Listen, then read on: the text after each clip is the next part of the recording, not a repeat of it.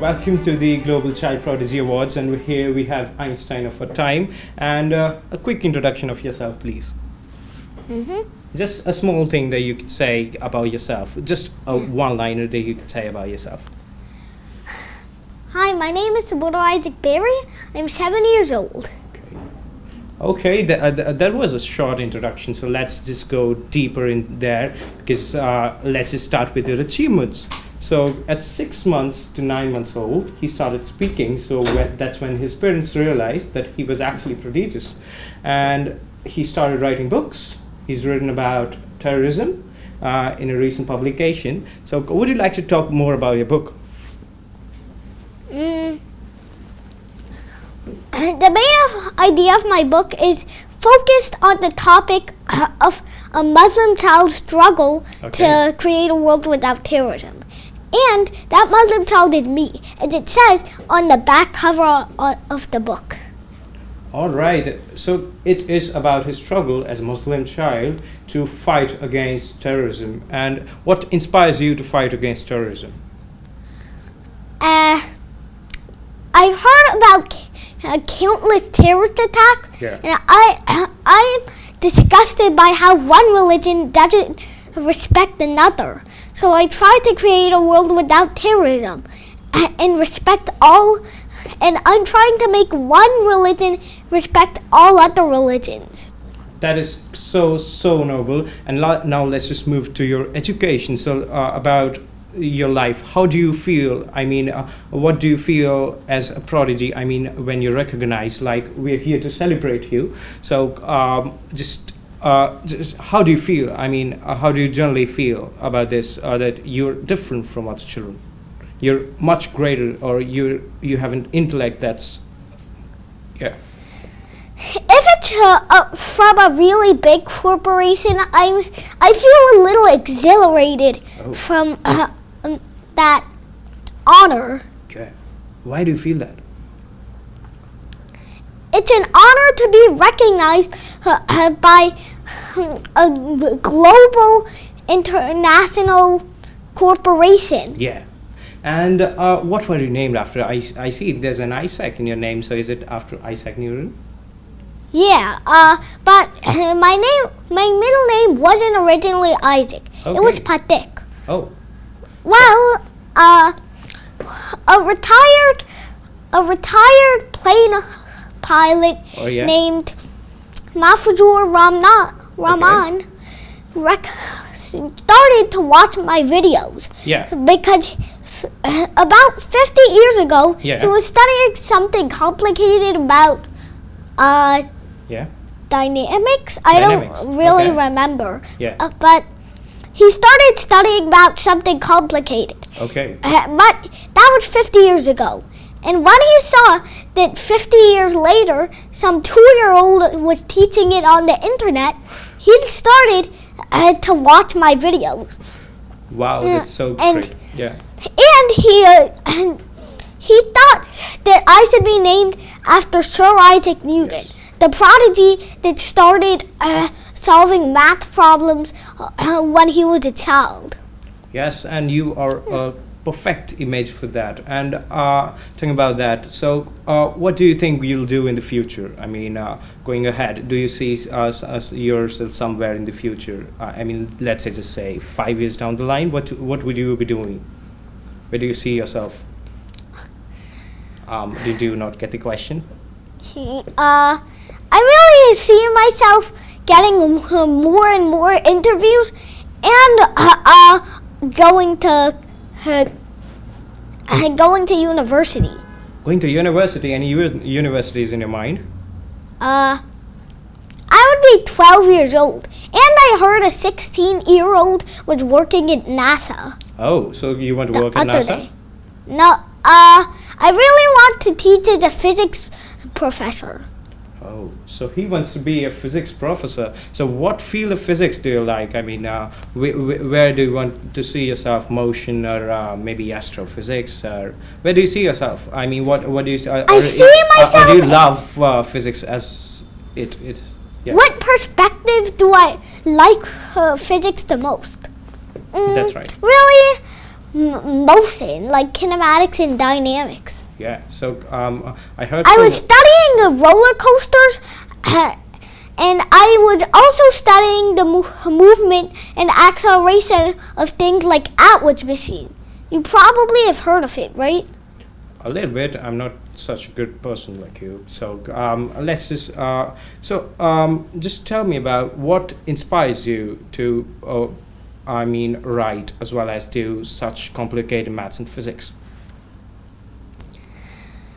Well, it all started when I was 1 year old. 1 year old. Yeah. Actually, when I was 2 years old, I think.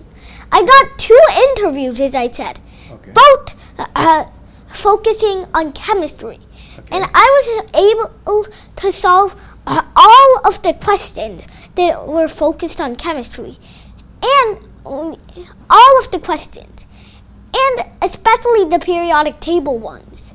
So they were the most easy for me. But now, yeah.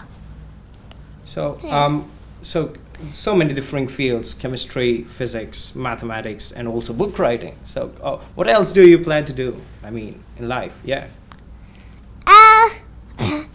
If someday, I also plan to write a book a few years later about trying to eliminate math anxiety. Okay. Plan to do that. Okay. So do you think people are anxious of maths? Well, the other day I was watching TED and I heard about something called math anxiety, in which people think they're not smart enough to solve even a simple math question. Right. So so you do not feel that people do have that anxiety and everybody can do maths? Yeah. Okay. But nonetheless, 20% of the population has math anxiety. That means every 1 in 5 people has math anxiety.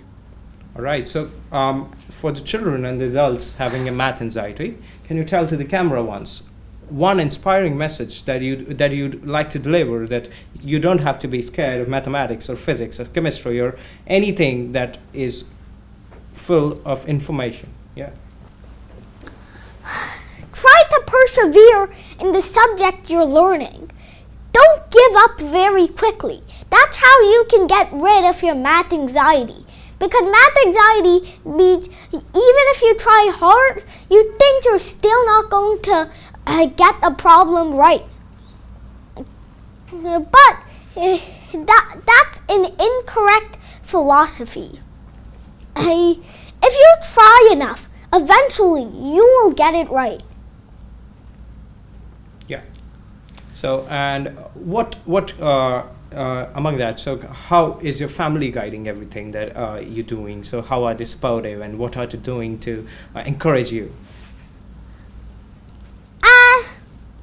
Not really anything. I just really like to do math, physics, and chemistry. Right. It seems to be really fun for me for some reason. Okay, so how's your family supporting all of this? What's their reaction? How many people are there in your family? Yeah. In my inner family, mostly 4. Yeah. Yeah. So I have a brother. Yeah. I have one brother. I have my mom, my dad, and myself. That's so great. And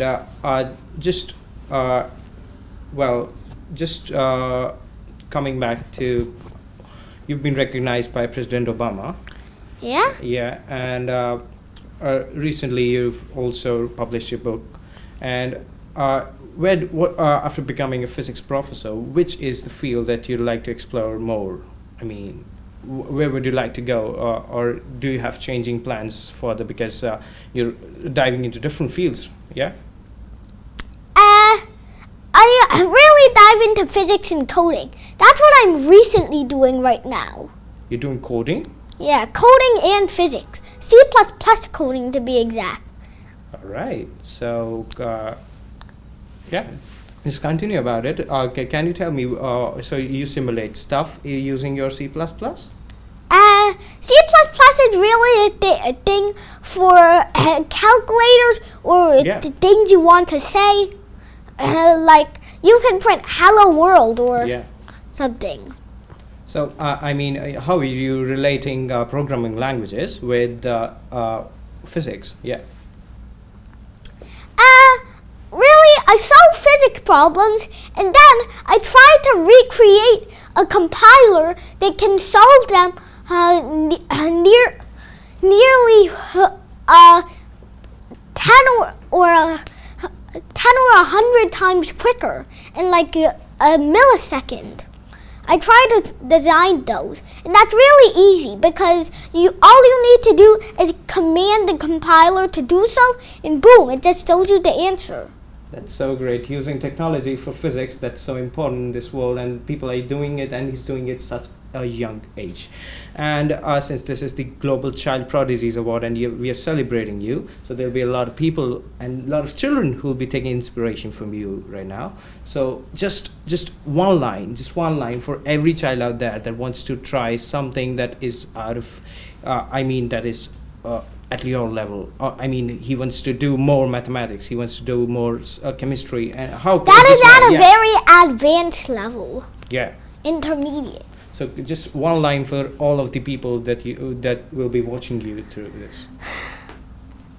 Persevere in every subject, as I said, because even if a subject is very hard for you, eventually you'll get a problem in that subject right, and you can continue on from there until you know most of that subject. Yeah. So my message is just persevere.